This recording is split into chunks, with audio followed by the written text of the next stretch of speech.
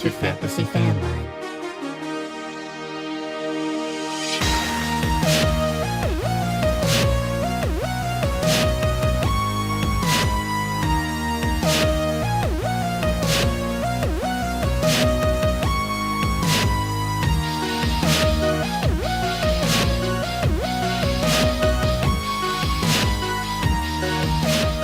Hello, everybody. Happy Saturday. Welcome back to Fantasy Fanline, the fantasy football call-in show, putting you on the air with industry experts each and every week. I am your host, as always, Greg Scalera, here with my co-hosts for the moment, my enemy in a few hours, Sanchi Value. Dude, today is our draft day. Tonight, you are going down. How you doing, brother? You ready?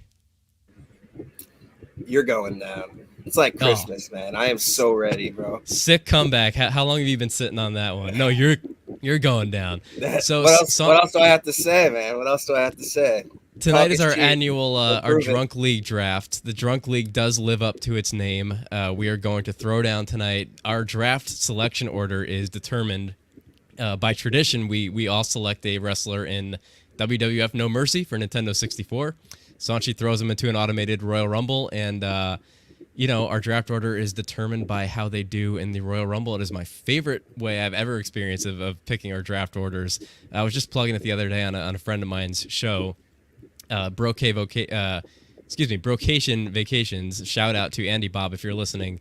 He is drafting today as well, and he actually convinced his league to do the Royal Rumble, and he won it. So he got his first choice, and we were consulting a little bit about where his favorite place to pick in the draft is. So, Andy Bob, if you're on the clock for the next hour, give us a call. We'll help you out. I took the number 3 spot, and I'm going to be honest, I was still not really sure who I'm going to take yet. I know some of our league mates are probably listening to this, so I don't want to talk too much inside baseball, give them some tips. Speaking of our league mates, John Urbanski writing in from YouTube, next year, real-life Royal Rumble. Sanchi, what do you think? We're going to set up a trampoline in the backyard? We'll get some tables, some chairs, call tables. All our insurance companies. I don't think we have enough Bills fans in our league to put anybody through tables, but we'll think about it. So for those of you joining us for the first time, we are Fantasy Fanline. Welcome to the show. For those of you coming back, you know how this works. We have expert guests every Saturday. Come on and take your calls and questions. You can call the show at any time, 618-FANLINE. Let me get that phone number up on the screen here because I know it's super hard to remember. 618-FANLINE. Pick up a phone anytime during the show. Give us a call. We will talk to you about any draft questions that you might have. If you want to take us through the team you already drafted, we'll let you know how we think you did and what you need to look at over the course of the season. But there'll be plenty of time for that. We're gonna keep things rolling here and bring in our expert guest for this week. So I see we already have a call waiting in the queue. So before we let the caller onto the show, we're going to bring in our guest for today, George Reed Jarod Gray from Toilets to Titles podcast. Gentlemen, welcome in. Thank you for joining us today. How are you both doing? Go ahead, Jared. How you doing? I'm great. Kind of a last minute thing for me. I'm at the golf course, and I'm excited to be here. I respect that, man. I work for a big sales company. I do digital marketing for them, and they always tell me I should come over to sales to make some real money. And I'm always like, I'm not a good enough golfer to go into sales, so I don't think I can do it. But, put me on a top golf course, mini golf, anything that doesn't reward you for actually playing golf well. Sure, I'll swing it like a baseball bat and, drive some golf balls. But anybody who has the discipline to play, I respect that.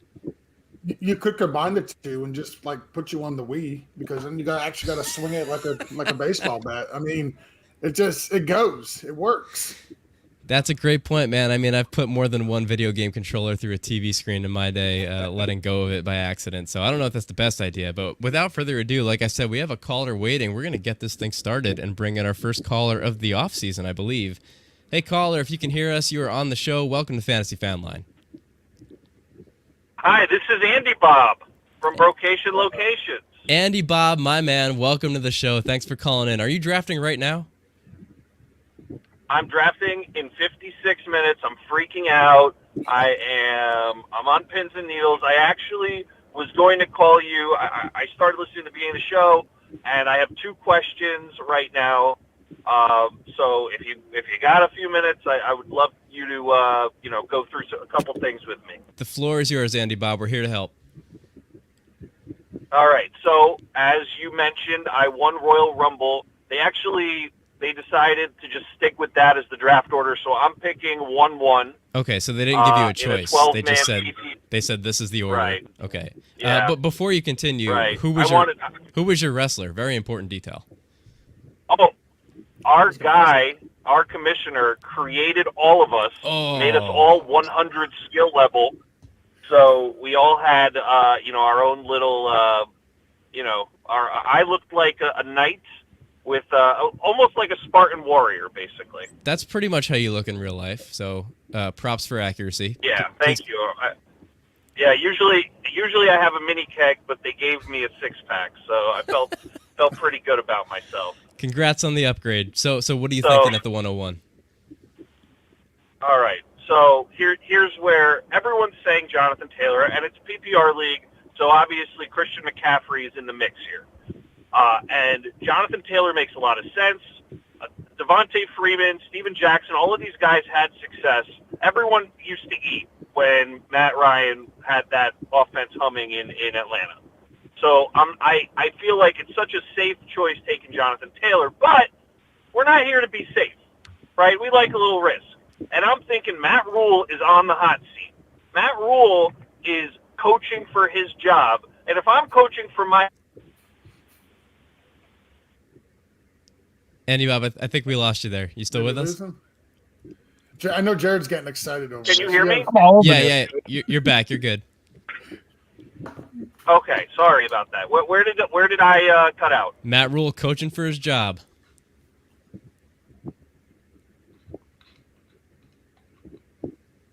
Hello? Hello. Are you in a car? Are you driving? Are you in a tunnel? We lost him. So while we wait for him to dial back in, let's go around and get our 101 takes in a full PPR. Presumably he'll hear this feedback later. Jarod, where are you on the 101 pick this year in a full PPR? So I've always in between on if Jonathan Taylor's the dude, okay? And I get they had the number one schedule, and if you know me at all, I still love strength of schedule. Okay. Jonathan Taylor had the number one strength of schedule. Oh, welcome back, Andy Bob. Jarod Welcome back, Andy. Just started his 101 breakdown. Sorry. No, you're good, man. Yeah. So did you hear what I said about Christian McCaffrey? For the most part, yeah. I feel like Matt Rule's on the hot seat, and I'm not gonna put my job in the hands of Baker Mayfield. I'm putting my job in the hands of Christian McCaffrey. Right. So I could see him just getting run down all year, getting 30 touches, 35 touches a game. So I've convinced myself Christian McCaffrey's the pick. Am I on the right track? Are you dead set on running back number one overall? Is it a 2 wide receiver league? It's a 2 wide receiver, 2 running back, and 2 flex. 2 flex. Okay. All right, Jarod, take it away. All right, so I know you're not dead set on Baker Mayfield. I'm going to give you a quick stat that you're not going to like if you're not a Baker Mayfield fan. So Baker Mayfield's had 102 dropped passes while he was the Cleveland Browns quarterback. He also had 47 throwaways. If you just take those throwaways and those drop passes, he throws for 72% in his career, including all the bad games. Okay. However, he's also a 44% pass to the check down with very average running backs who catch the ball. People can say what they want to about Kareem Hunt. He's below average compared to CMC. So I'm 100% in on CMC being the number one over Jonathan Taylor. And here's the other reason. Indianapolis has, for the running back, PPR running back, has the 17th ranked strength of schedule. Last year, Jonathan Taylor had the number one strength of schedule. Number 2 was Derrick Henry. CMC has a top 6 running back PPR. Baker Mayfield has a top 3 PPR.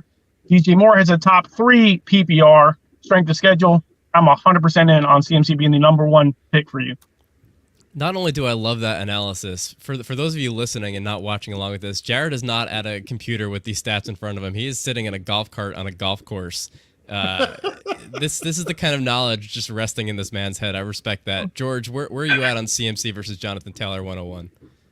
So if you know Jared, you should not be surprised at all that he has all of that knowledge regarding Baker Mayfield in his head. Oh, I'm There not is not a surprised. bigger- I just want there to is take a not second to bigger- admire it.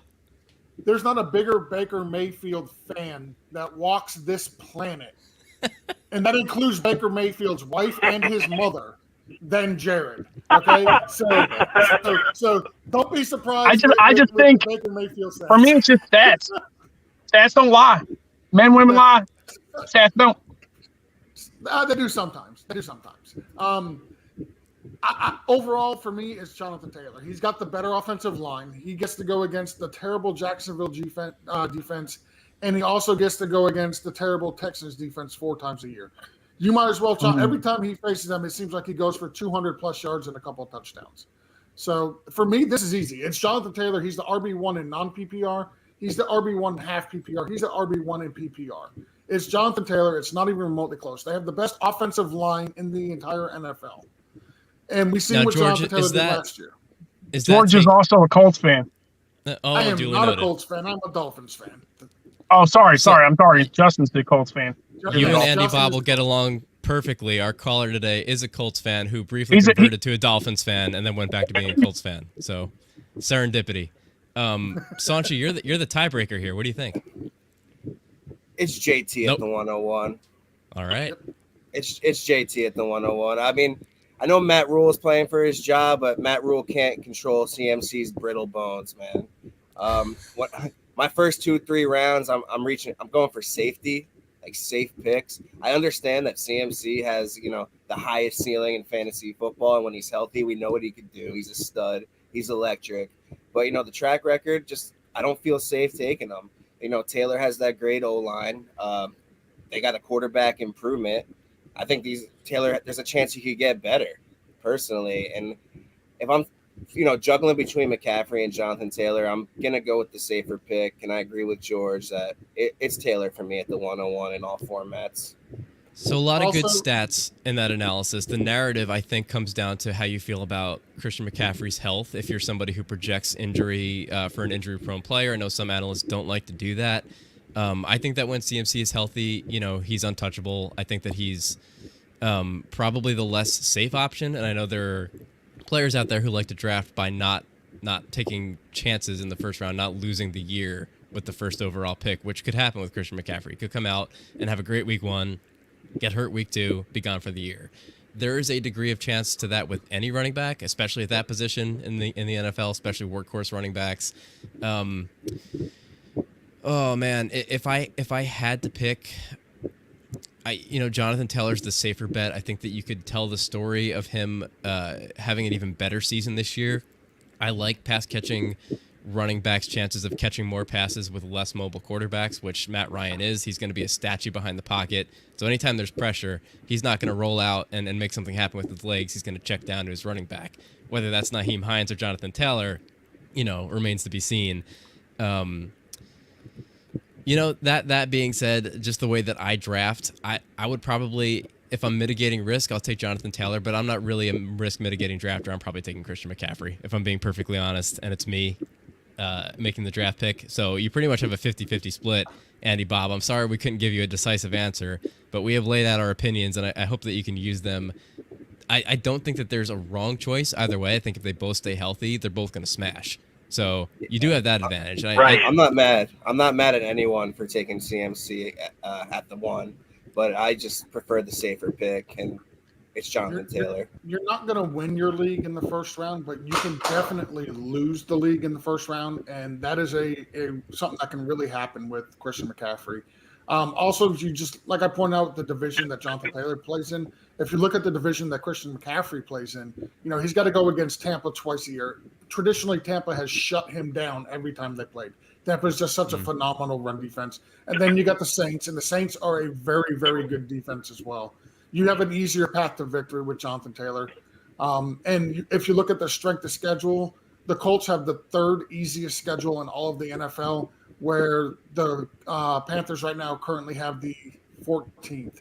So it's still a pretty easy schedule, but it's not a top 3 like you got with the Colts. Yeah, I like the strength of schedule discussions as a factor. I don't put too much weight in them because there's just so much that we don't know in terms of defensive strengths year to year. But we can at least use it to make educated guesses, right? John Herbs writes in on YouTube agreeing that Matt Ryan feeds his running backs. He does, man. He gives them a full buffet of targets. Andy, Bob, how are you feeling after this analysis? Are you more conflicted, less conflicted? I'm torn apart. I'm absolutely torn apart. You're welcome. I'm That's the absolutely kind of torn apart. decisive analysis we provide here on Fantasy Hey, Fanline. you know what? I know that I gave the biggest whoop for CMC, but like you said, if you want to go safe, you might be able to get CMC back because somebody. You just say you're scared that he's going to get hurt to everybody, and maybe you get him later. Never know. Well, Andy, Bob, Yeah. I would also ask you to look ahead at what your prospects look like at the back end of the 2-3 turn the next time you pick. Are there wide receivers there that you like who are risky, or are they safe? And then I think I would go the opposite with the first pick. In my mocks, so I'm kind of now thinking based on that going with Taylor because I'm seeing potentially getting Saquon at the end of round 2, getting Leonard Fournette at the end of round 2, and then in the third, I'm a Keenan Allen guy. So I just he's Mr. Reliable to me in that spot. I know that he's not gonna ruin my team. So he's someone that I'm happy with in the third. And then, I can kind of try to strike gold with a Cortland Sutton later in like the fourth or fifth. So that's kind of like where my head's at. So maybe Taylor's the pick just because going Saquon and C-Max is extremely, extremely risky.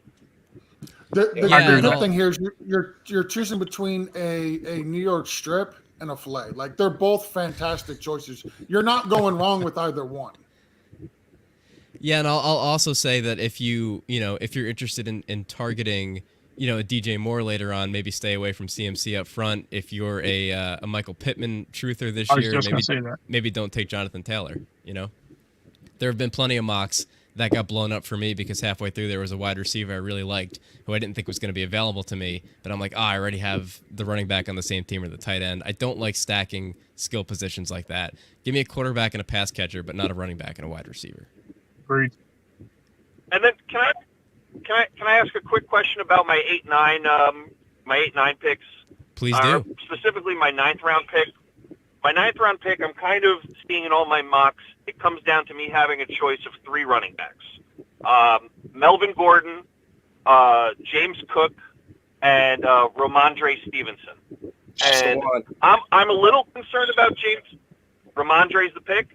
That's the one, man. Sanchi's a big Ramondre guy. You can't see this, but Jarod is also nodding enthusiastically. George, what do you think between those 3?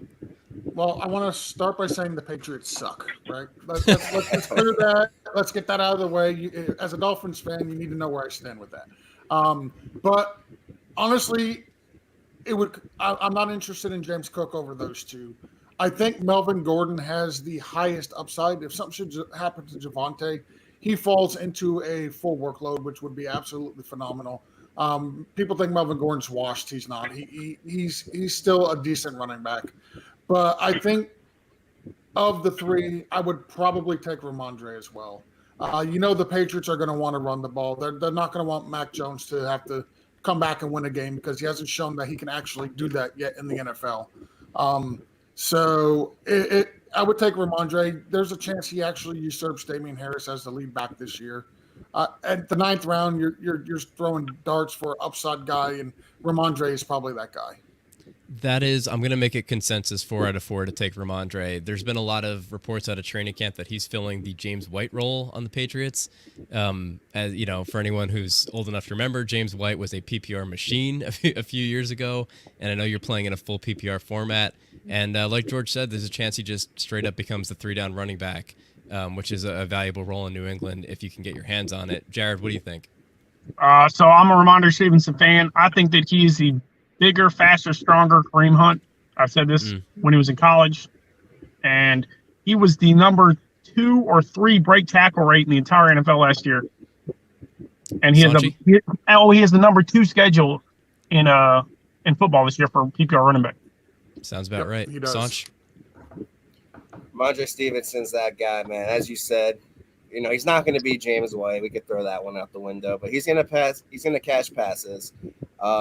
His usage towards every time he got an opportunity last year, the guy went crazy.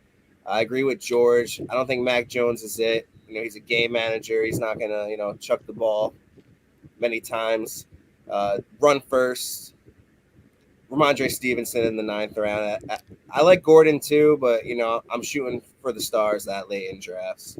So lightning round. That kind of guy. If Ramondre's off the board by that point, Sanchi, is Melvin Gordon your second pick out of that group in full PPR? Over James Cook, yeah. Yeah, George, Jarod, what do you guys think? Same? Yeah, in a single league. Yeah, in a redraft league, yes. In Dynasty, James Cook's going to be the guy by week 8. So, for sure, George. Yeah, Melvin Gordon. You can flex him week to week. He's going to have value every week, and like I said, he's got the higher upside with if something should happen to Javonte Williams, he'll fall into a full workload, and he'll smash for you. Getting him that late in the 8th or 9th round is pretty damn good value. Yeah, that's a great point. That offense in Denver is going to be good enough where you can flex Melvin Gordon week to week. That's not even, taking into consideration the, top 12 overall upside should anything happen to Javonte, God forbid. But, he's got that kind of built in, and he's really being drafted, I think, closer to his floor, Melvin Gordon is. I think people are just scared off because of Javonte, but there is going to be room for both of those guys to eat on the Broncos. I love me some James Cook. I would prefer him a little later than that 8-9 area where you're asking about right now. I think he's got a lot of upside in a full PPR format on a pass-heavy offense that's going to score a lot this year. But that is my order of preference as well. Ramondre, Melvin Gordon, James Cook. That was an easy one. Yeah. How you feeling about that, Andy Bob? That's one less thing I got to worry about. There you go. So all you have to worry about now is the most important pick in the draft, but the 8-9 turn, piece of cake. I appreciate all your guys' input on this. Glad to help, man. You can give us a call anytime. Hey, Andy Bob, I got one thing for you. So when you guys did the battle royal, they said they had your character was kind of like a Spartan, right? Yep. So when you go up there with a red. Go ahead, George. When you go up there and put Jonathan Taylor up there as a 101, turn around, look at your leagues mates, flex on them, and yell, "This is Sparta," and walk away. Love it. Andy Bob, man, if you want to, I am absolutely doing that. We got a free sticker with your name on it too. Give Greg send Greg your address, and we'll mail you out a sticker or get you a sticker for calling in the show, man. Thanks. I appreciate it. Thank you, guys. Thanks for joining us, buddy. Good luck. Send us your team when you're finished. All right, so I'm going to drop Andy Bob from the call here. Got our first call of the offseason. That was a good one, gents. A lot of good conversation. I know a lot of people are back and forth on that 101 pick overall. I'm going to throw up a comment here from friend of the show, Matty Daddy Presents, writing in saying, "Wham, bam, Fantasy Fanline fam. Saturdays are the cream of the crop. Ooh, yeah." Matty Daddy, dude, thanks for tuning in. Thank you for the mini wrestling promo via YouTube comment. So, we hit the ground running today. I didn't even really get to talk to you guys much about your own show, Toilets Titles. George, Jarod, you guys want to take a minute to plug your show and let the people know where to find you and what to expect? George, go ahead. I got you on this one, Jarod. So, Toilets Titles, we're pretty much anywhere you have any type of podcast service. We do a lot on YouTube. We just crossed over 650 subscribers on YouTube. Awesome. We're on iTunes, Stitcher. We do the Twitch. We're basically anywhere. We have right now about 7 or 8 different shows that we go on. We do anything from college with Jared and Nino to NFL with myself and a whole bunch of cast of characters. We have a Dynasty show from a couple guys that are over in Australia, Dynasty Down Under. Sunday morning, we have a Blitz show, which is kind of like what you guys do here, where we give start and sit advice for people who are setting their lineups right before kickoff. It's a live show that we do on YouTube that also has call-in features. You can find us on Twitter is our home at toilets, 2 titles. That's TO, not the number 2. Yeah, that's basically where we're at. Yeah, it's a great Jared, listen did for I those miss of you anything? who have never heard it. And shout out to Nino, who was supposed to be on the show with us today as well and couldn't make it. But you guys have a great crew over there. A lot of knowledge, a lot of personality. It's always a good time. And for those of you who are tuning into our show for the first time, you can also find us on all social media platforms at Fantasy Fanline. We stream live every Saturday, YouTube, Twitch, Twitter, Facebook. So be sure to subscribe wherever you're listening now. Go to our website, fantasyfanline.com, to submit a mailbag question if you can't join us live, or write to us on any social media platform. Speaking of which, we had some last-minute questions coming in today that I want to burn through here with you guys. Herbs91, who I know is listening on YouTube right now, wrote in on Instagram, who are some under-the-radar running backs that could finish as an RB1 or 2 by year's end? Sanchi, help him find some diamonds in the rough here before we draft against him tonight. I got one for him that he could steal from me. I love Kenneth Gainwell, man. Especially in PPR leagues. He's going really late in drafts. Miles Sanders said, do not draft him himself. Those words came out of his mouth. You know how Philly does it. I liked what I saw from Gainwell last year, and I just think he's only going to take a step forward. I think he has a real good shot to finish as a dark horse RB2. I won't say RB1. Great pick. That's great bold, pick, but far under the radar on a team that ran a ton last year and found a lot of success that way. After opening the year without much success on the ground, they really made a definitive mindset switch, I think, kind of halfway or maybe a third of the way through the year, just ran the ball a ton. I think there's plenty of room there for him to find success alongside Miles Sanders. George, you have a name you want to share with us for an under-the-radar running back with some upside? Yeah, it's a guy. A lot of people are starting to come around on him. It's Dameon Pierce for Houston. He's a rookie out of Florida. A lot of people were expecting like Rex Burkhead or Marlon Mack to be the starter for Houston, but Dameon Pierce has just looked absolutely fantastic so far, both in the preseason games and in practices and whatnot. Like, you're hearing nothing but good things. This is a guy, like I said, he's coming out of Florida. You can get him right now after, like, his average ADP is 119, so you can get him, 10th round or later, and he's a guy you could put in your lineup as a flex or possible RB2 week in, week out. That's a guy that I'm trying to get in all my leagues. I've started to come around to him as well. I was more of a Marlon Mack guy to start the season, this offseason, but I'm slowly, leaning more towards Dameon Pierce. And they actually rested him. They rested him yesterday, so that just proves how important in the preseason game, how important he is to them, to that offense. Yeah, he's going to be the guy over there. He's certainly still under the radar, I think, in home leagues. Certainly not if you're plugged into the fantasy community of industry experts on Twitter and such. He is the talk of the town right now. And oftentimes you find those later guys who end up being gems as kind of the focal point of what you would consider a bad offense. Guys like James Robinson, when he popped on the Jaguars a couple of years ago, it wasn't necessarily because it was a great offense that people wanted a piece of. It was because it ran through him and he just volumed his way to success. So, I love Dameon Pierce as a potential RB2 candidate, and I don't think that it's crazy if you were to sneak into the top 12 by year's end just based on workload and maybe an offense that's a little better than people give them credit for in Houston. Jared, who do you want to share with us? I'm probably taking your guy here, but we talked about it before the show. For me, it's Brian Robinson. Yeah, buddy. I mean, I think we know that Gainwell was better than Gibson, right, in college. I feel like, personally. And I think that's what we saw. Like, Gibson was just in a perfect situation last year. And Robinson comes in. He's got better experience. He's a better downhill runner. Doesn't have to be flashy to be good in that offense. And you saw it the first week. He got loads of carry as soon as Gibson fumbled. I mean, Gibson cannot hold on to the ball. So Robinson, for me, is low end 2, high end 1. He's got a good opportunity. Exactly. So, and then you do it in the first preseason game. You go sit with the punt team like you did all week. So Brian Robinson is definitely shooting up boards at this point.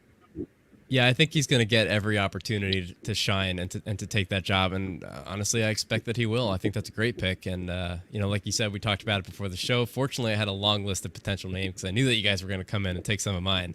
But before I get to my pick, William Kennedy writing in with his support for George's pick off YouTube. Damian Pierce is a bad man. I assume that he's saying that, my best Stephen A. Smith impression there. And he elaborates. He also has very little wear and tear from college because Dan Mullen was too dumb to play him more than he played Malik Davis. William Kennedy's words and opinions, not the opinions of the show. I'm sure Dan Mullen is a very smart guy. But yeah, it's a good pick, man. If you're going to throw a dart, Damian Pierce, Brian Robinson Jr., great options. Those rookies who might be happening into big workloads this year are worth looking at. And I think that includes Tyler Algier on the Falcons. I just don't know if Cordarrelle Patterson has another year in him the way that he did last year. And again, it's going to be a bad offense, but it's got to run through somebody. It's still an NFL team, and I think that Algier has a chance to catch fire. He's basically free right now, and I think there's a pathway to a decent amount of touches. He's not going to hit 250, 300, but maybe 200 carries out of the backfield is going to get you to RB2 if you finish the season. I don't know if Rashad Penny is under the radar right now, but I feel like he's more under the radar than he should be because he's being drafted running back 31 as the likely bell cow of the Seahawks with Ken Walker dealing with his hernia and a separate procedure. I mean, it's going to be Rashad Penny to open the season, and he's certainly a name, and he is not under the radar. I just feel like he's being a little more left for dead right now than he should be with Ken Walker coming in. I think it's going to be Penny's job to start the year. Hopefully he stays healthy, stays on the field. But those are a couple guys that I would look at with the other options presented. Good question, especially for anybody coming in thinking maybe going zero running back or hero RB, starting with the stud and trying to backfill the RB2 spot later on. Those are some good names. I love the Rashard Penny call. Love it. Thank you. Love it. Yeah. I think he's, getting some undue hate right now for his injury history in the presence of a hot young rookie coming in. But right now, the rookie's the one with the injury. So I'm rooting for him. He can't stay healthy either, but he's really good. I just want to see him go crazy. Yes, sir. We got a scoring format question coming in from Instagram from our friend Tommy Donuts, the first ever caller of the show. He will always have a place in Fantasy Fanline history. Today he writes in and wants to know 6-point scoring format for quarterbacks or 4-point, assuming he's referring to touchdowns. Sanchi, where's your philosophy on the quarterback touchdown question for passing touchdowns? I'm not mad with either one. Personally, I like 4. I think there's more balance. I like reach. Like if you do 6 points for a passing touchdown, those quarterbacks are going to fly way too early. ADP is kind of thrown out people hear 6 points instead of 4, they go crazy, but it doesn't really change my stance, but I prefer 4. I think that's a misperception on the part of people who take quarterbacks higher because it rises almost all quarterbacks uniformly. Therefore, nobody's really. I think it has more of an impact on running versus passing quarterbacks because for sure. The scoring system is sort of broken for running quarterbacks, right? 1 point for 10 yards on the ground versus 1 point for 25 yards through the air. And the 6-point format really elevates guys like who were we just talking about, who's a pocket passer? Matt Ryan. Matt Ryan. Matt Ryan's going to be much more valuable in a 6-point touchdown format than he is in 4 points because he's going to catch up with those guys who are throwing less touchdowns but running for more yards on the ground. I think we lost Jarod here. So, George, do you have a strong opinion on this one way or the other? Do you have a preference? I like 6 points. Like it allows those guys like for example Tom Brady. I believe he was the number 2 overall fantasy scoring quarterback last year. Like it just allows guys like him who actually go out and have really, really good NFL games. It allows that scoring in the NFL games to actually reflect onto your fantasy teams. I think like you're giving the running quarterbacks such a statistical advantage because you're giving them 1 point for every 10 yards they run.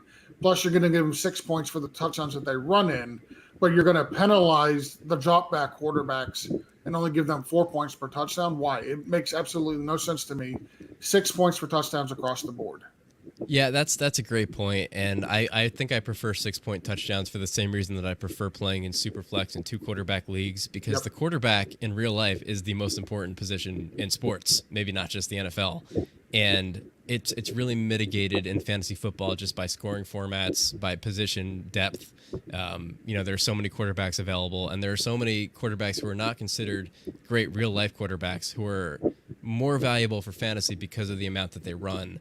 Guys like a Jalen Hurts last year who threw like 16 touchdowns was still a quarterback one just because of how much he ran, but he didn't get there for his talent as a passer. So, if you're looking to emulate real life positional value, I think that 6 points is the way to go, and also consider adding a super flex or second quarterback spot. And if you really want to level the playing field for quarterbacks where you can distinguish between really good quarterbacks and really bad quarterbacks, do half point per completion and minus 1 point for incompletion.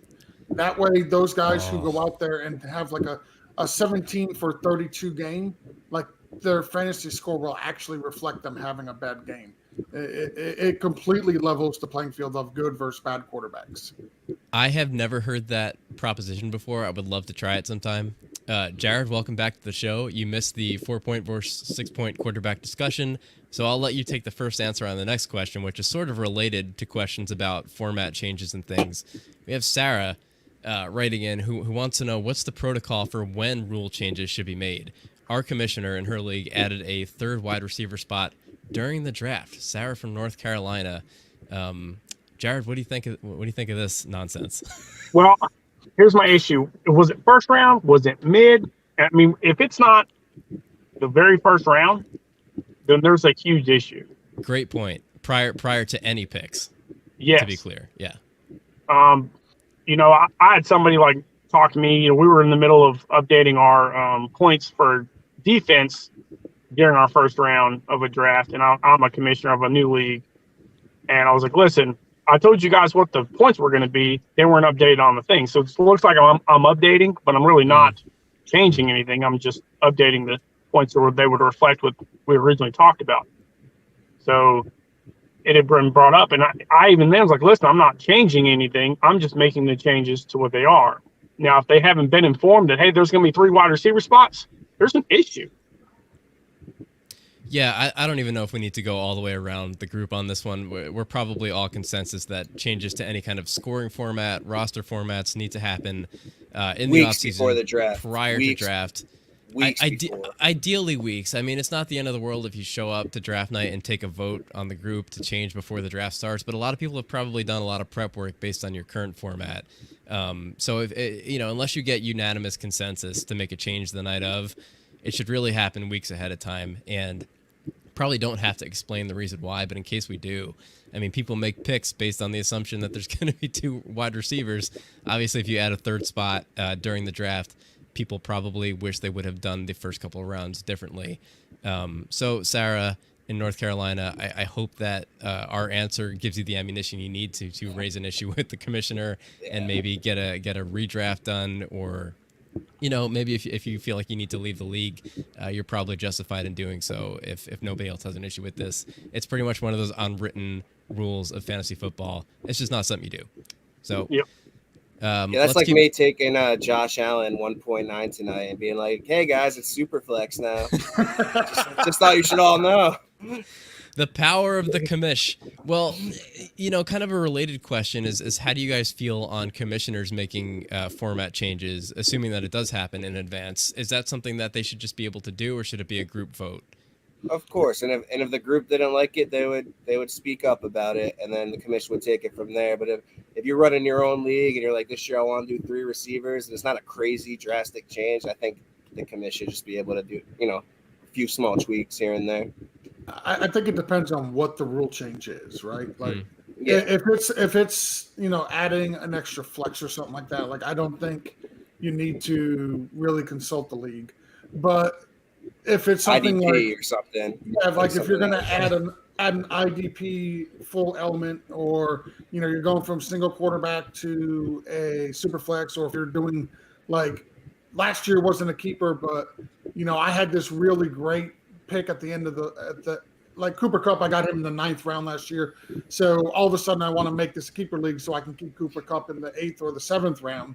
That needs to go up to a league vote. And typically something like that, it shouldn't take place that year. It should be the following year that the rule takes place. So, the commissioners should have ability to change some rules without really any type of consent, but it should also be like minor stuff. Anything major should definitely go up to a league vote.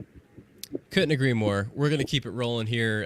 Just another hello to everybody tuning in and listening. Thanks for joining us. You can call us anytime over the next 20 minutes or so. 618 Fanline. Our phone line is open.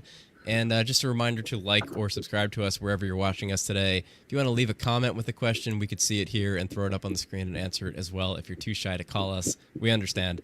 Free sticker, though. You call in. Free sticker for anybody who calls us, and I feel like I need to keep pushing that because those stickers are dope.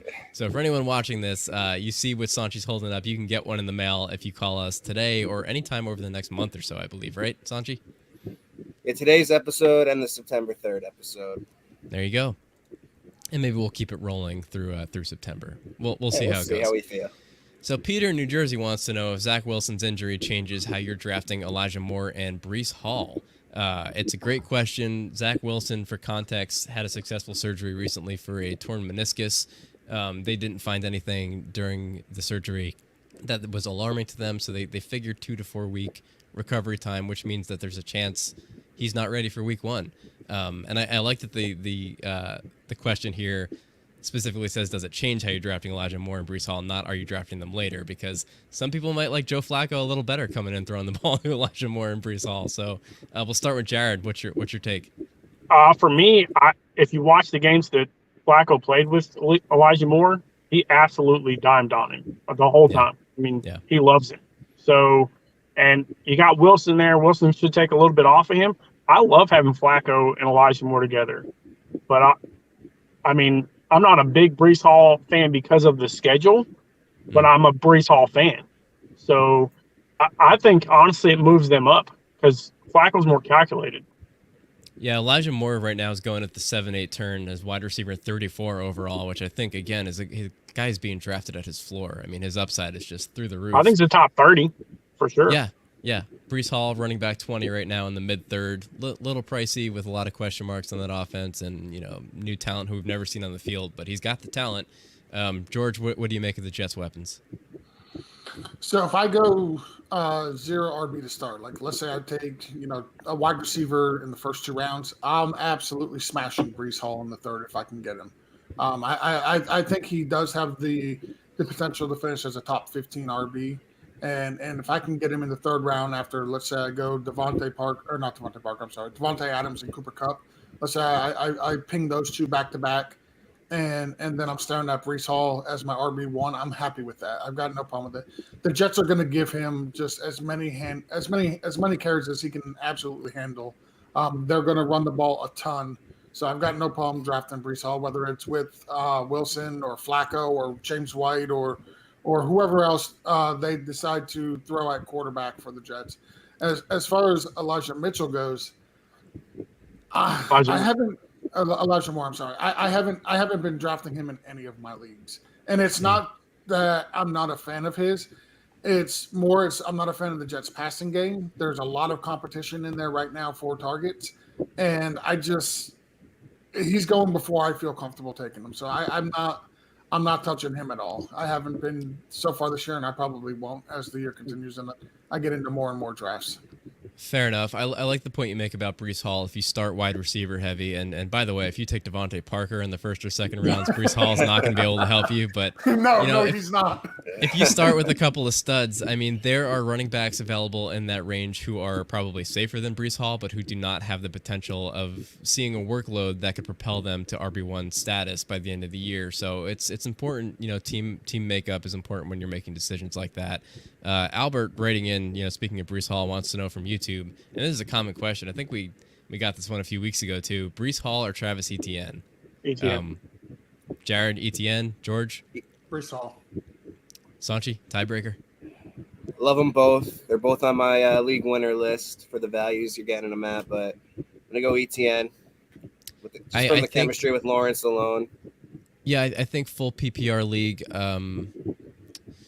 I think they're both going to have the potential to be great, and I think that they both have kind of similar situations with question marks and maybe guys behind them who could see some workload. I mean, James Robinson scares me a little more than Michael Carter does. That being said, I think What that about strength of schedule?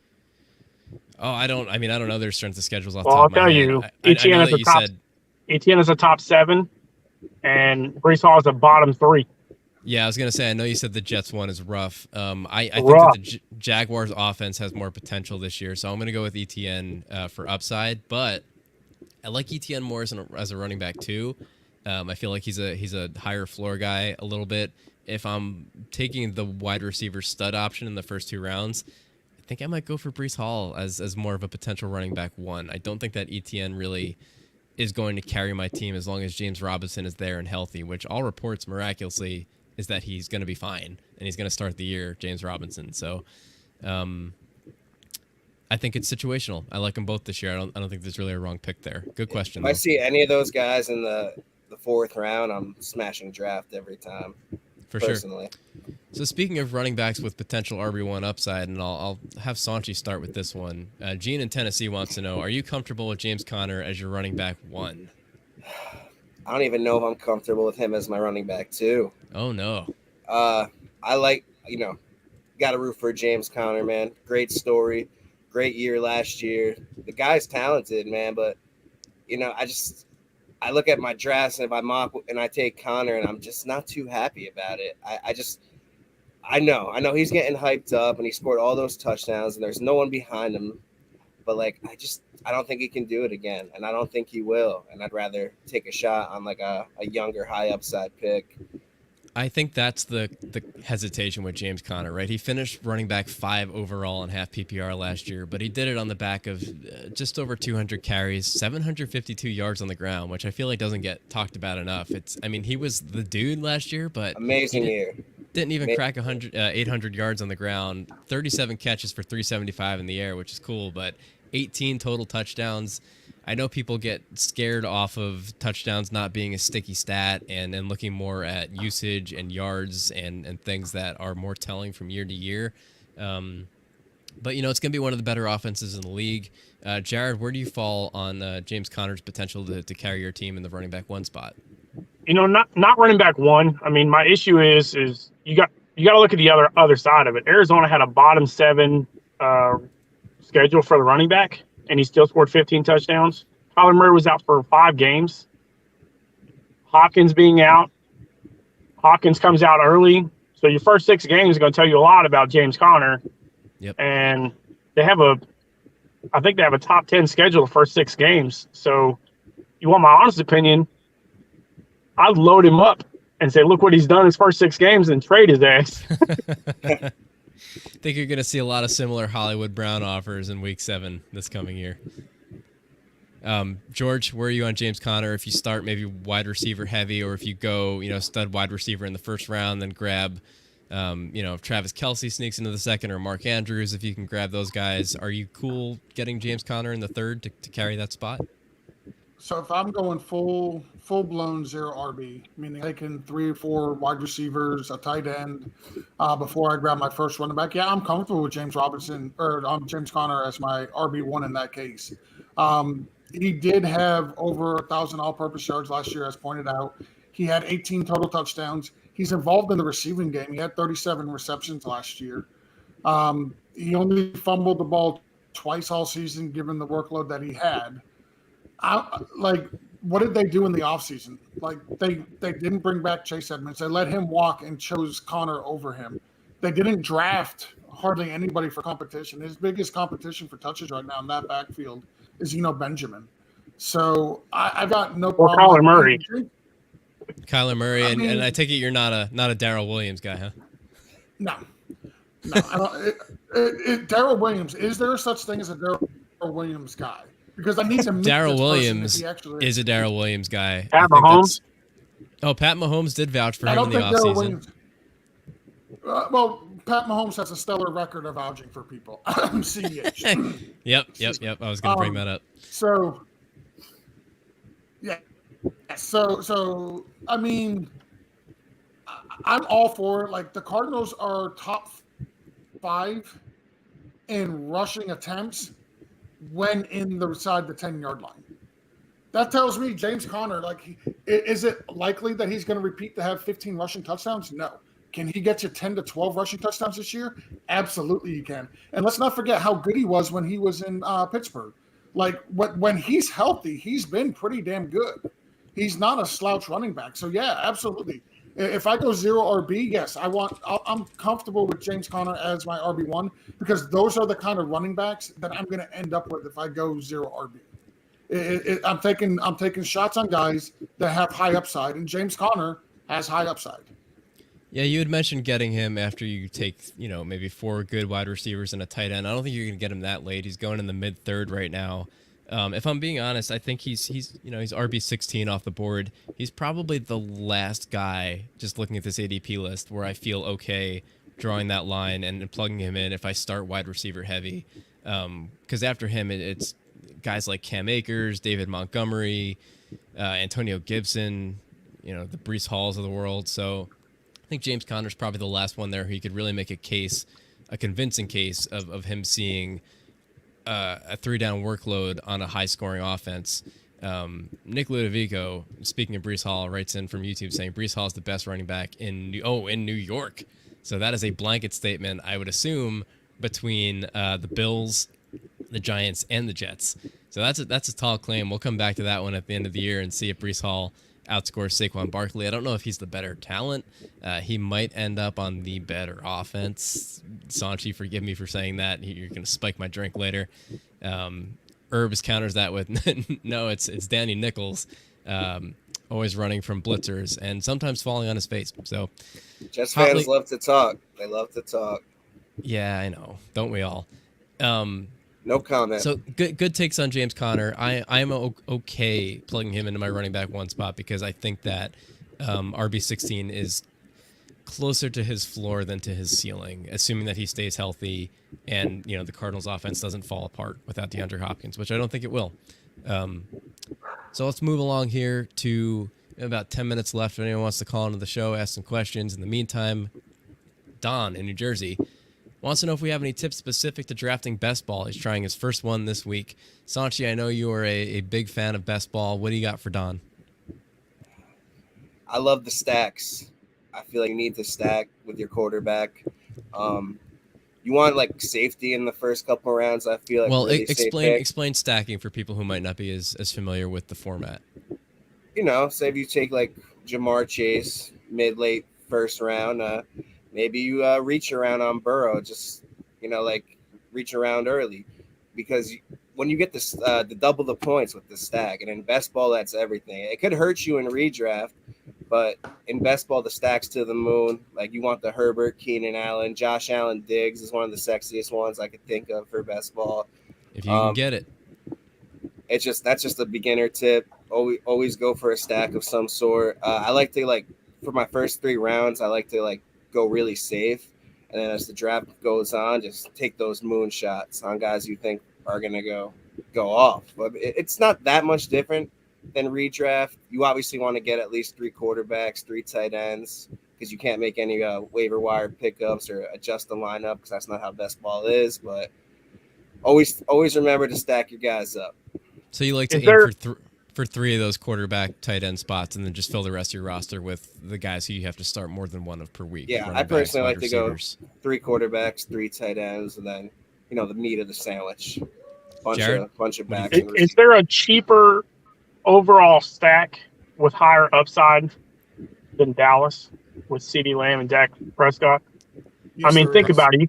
You're going to get CeeDee before you can get Dak. You can wait on Dak, and then you're going to get Dak, who, let's talk about this, has a top 5 schedule for wide receiver and quarterback this coming year. And they were already the number 1 offense last year with the number. CeeDee led the team in receiving yards and was the number 2. That's a stack that I'm looking at everywhere. Dak's going QB8 right now at the number 71 pick overall. So, yeah, if you're one of those guys who misses those premium Kylers, Lamar Jacksons, the Justin Herberts, and you're looking at kind of a later guy, but not necessarily down, towards the moonshots like the Justin Fields, Kirk Cousins, I mean, Dak Prescott's going right around Tom Brady, who is missing in action right now. Russell Wilson on a new team. Matthew Stafford with elbow problems. I like it. I was going to It's say good. Russell Wilson, I like with Judy or Sutton too. That's another me too. cheaper stack. I think that's a really good one. George, Couple- any words of wisdom? Yeah, the couple Two cheap good ones. stacks I like, and I'm an Adam Thielen guy, so I'll take Adam Thielen and Kirk Cousins all day long in a best ball. I think that's a fantastic stack. And another one you mentioned it, Matt Stafford and Allen Robinson. Like, give me that stack all day long, and twice on Sundays when the games are actually being played. Like, that's one of my two favorite stacks in best ball, right there. And I do agree with Staunch. You kind of want to play it safe when you first, your first 3 or 4 rounds, and then take the guys that have just absolute upside. Because in best ball, it doesn't matter if they're on your bench or if they're in your starting lineup. You get their points anyway. So guys who are a little bit riskier, who aren't going to be consistent from week to week, when they have those boom weeks, it can literally win you the week. Good tip. Something to pay attention to as well in best ball that you might not necessarily look at in redraft leagues or bye weeks. It's not really something that I factor in when I'm drafting a redraft team just because of how much my team changes throughout the year. But in best ball, I mean, if you have a one-off spot like a tight end and a quarterback and you draft 2 guys with the same bye week, I think that you're shooting yourself in the foot a little bit. It's not a huge factor for me, but it's certainly a tiebreaker when I'm looking at a few later guys in the same tier. I'm going to take the guy with a different bye week than somebody who's already on my team. Speaking of later tight ends, Herbs wants to know off of YouTube if we have any sleeper tight ends that he should target in his draft against us. I'll give you the biggest sleeper tight end on the planet. Hold on, I bet you I can guess who it is, Jared. You know who it is. Go for it, brother. Give it to him. You could probably get this dude with the last pick in your draft. Yep. Evan Ingram. Ooh. Hey, listen to me, and I know you're a Giants fan. Jacksonville has the number 1 schedule for tight ends in PPR. Doug Peterson is all about the tight end receptions, all about it. And Trevor Lawrence has targeted him plenty so far in the preseason. I'm telling you, going to be the steal of a draft. Think about it. You get the last pick of your draft, and he ends up as a top 15 tight end. Steal, right? Yeah, that's a great pick. I'm a little higher on Evan Ingram than Sanchi is just because I haven't personally been as burned by him playing on my team in the past as Sanch has. I think there's a good opportunity for him on a young up and coming offense in Jacksonville. I mentioned before that I'm a little higher on Jacksonville. I take Lawrence over Nichols all day. Ooh. I could go either way on that. That's but fair. That's fair. I'll take Lawrence Lawrence is one of the biggest prospects since Luck and Nichols. I'll take Lawrence as a passer. I'll take his 6th overall weapons. pick. Certainly. George, you got any names you want us to consider? Yeah, I think that the Saints are gonna use Taysom Hill like a madman, even though he's a tight end. Like, I did an interview with one of the ESPN reporters that covers the Saints this past week, and she told us, like, they're planning on using him at quarterback still. You're going to get 6 points for a passing touchdown. They're going to use him as a receiver. They're going to use him as a runner out of the backfield. Like, they're going to use Taysom Hill probably more than when Sean Payton was coaching, even though he's not going to be their starting quarterback. But they're still rolling out packages with him and then some. So if I'm taking just a dart throw at a guy, give me a guy that is a Swiss Army knife that can run the ball, catch the ball, throw the ball. Just give me some of that, because let's face it, after like the top 5 or 6 tight ends, what you're really doing is looking for guys who can go out and give you an opportunity to score. And Taysom Hill is going to give you more opportunities to score just because of how much of a Swiss Army knife the guy actually is. There you go, man. Deep sleeper at tight end. People are probably leaving Taysom Hill for dead right now with Jameis winning the quarterback competition. But let's not forget, man, he's been called a positionless player over there. He's going to take snaps at wide out. He's going to run the ball out of the backfield. He's one of those guys, and I think the quote was they're going to give him snaps to impact the game. So, he might be on the field 2-3 times a game and score 2-3 touchdowns. He's just one of those players. He legitimately could have a game where he goes out where he's 1 for 2 in passing, 7 yards and a touchdown, 3 receptions, 26 yards, 2 carries, 14 yards and a touchdown. Like, that is a legitimate stat line that man could put up for a game, and that's your tight end position. We are at about an hour, but we're going to sneak in one last question here coming in from YouTube from Nick Ludo. I can keep Debo for 9th round value or Fournette for a 6th round pick. Who do you keep? This question is not for Sanch because he's in that league. So I'm going to turn it to me and our guest, George. You seem like you have an easy answer on this one. Oh, that's Debo. That's Debo 1,000%. Jared, do you Debo. agree? 100%. Yeah, I'm right with him. Yeah, I think me it should too. be Fournette. I think personally, I like Fournette. Running back scarce. Yeah, you got to take Devo there, man. And with keeper questions like that, I always like to look at ADP and see who I would hypothetically be able to pair them with the other pick. So, if you're getting a 6th round pick back, you're pairing Debo with like a Kareem Hunt. You said it's half point PPR. Rashad Penny's going in the 6th. He's one of those guys, like we just said, has the upside to finish not far behind where Leonard Fournette might finish. So that's the game, and that's how you play it. So thanks everybody for tuning in today. Jared and George, thanks for joining us, guys. This was a blast. Why don't you take one more chance to plug your show, let the people know where to find you. Go ahead, Jared. For me, on Fridays, if you're into college football, we're here for the path to the playoffs at Toys and Titles. On Tuesdays, we do an IDP show, all IDP, called the Head to Head. And in general, George got the rest for Toys Titles. So on Mondays for Toys Titles, I do it's called a mock draft lavatory. We go on Sleeper. We set up 3 consecutive mock drafts that are all going at once. And myself and my other partner, Jason, we do a breakdown of the drafts as they're actually happening. It's a fun interactive show. If you're drafting and you're watching the show at the same time, you can ask us to break down your team. We'll go ahead and do that. Sundays, as I mentioned earlier, it's the Sunday Blitz. That's basically same as this. It's the call-in start sit show. Try saying that 3 times fast. Where we help people set their lineups. We take their trade questions and whatnot. And then we have our Tuesdays, our main show with Coach Justin and Nate, and they just basically have different guests on and talk everything NFL related. There you have it, folks. Toilets, Titles, ton of content, ton of knowledge. Go take advantage of them. Follow them on all platforms at Toilets Titles. Find their podcast wherever you find your podcast, pretty much.